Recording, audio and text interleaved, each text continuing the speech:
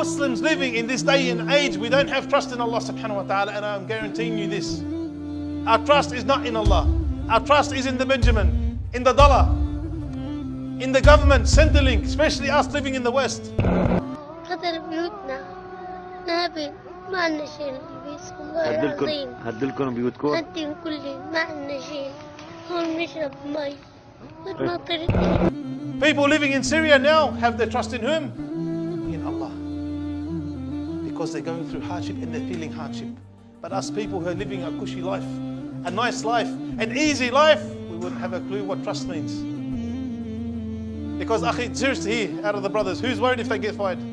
Honestly. Aren't you going to eat tomorrow? Yes. Aren't you going to drink tomorrow? Yes. Aren't you going to pay your rent tomorrow? Yes. So your trust is not really dependent upon Allah subhanahu wa ta'ala. And we have to start changing these things in our hearts so that we can become more successful. We want to become more dependent upon Allah subhanahu wa ta'ala. We truly want to connect, but the only time we feel it is when a calamity hits us. You find out your wife is doing something wrong. You find out your child is doing something wrong. Allah may hit you with a sickness. Then the first thing we do, oh Allah, please, I can't handle this. And the Prophet Muhammad sallallahu alaihi wasallam, he said about what? And he's talking about the companions. إِنَّكُمْ قَوْمٌ تَسْتَعْجِلُونَ. Verily you are a people who are hasty, and the companions were going through hell. And the Prophet ﷺ said to them what? There were people who came before you.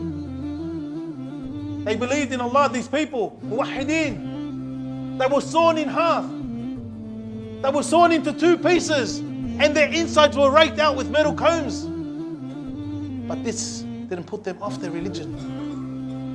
This torture, these trials that they went through didn't put them off what? The deen of Islam.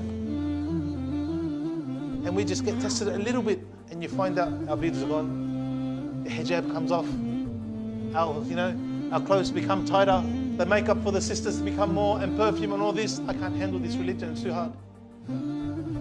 Next thing you find out, we stop our prayer. I'll pray when I get home. Then after that, what happens? You miss this one, you miss that one, to a point where we disbelieve in Allah subhanahu wa ta'ala. And don't tell me you don't know someone who's in this situation. Don't tell me that one of your family members are not in this situation. We are losing ourselves because we have too much. Anyone argue the point with me? We are losing ourselves because we have too much.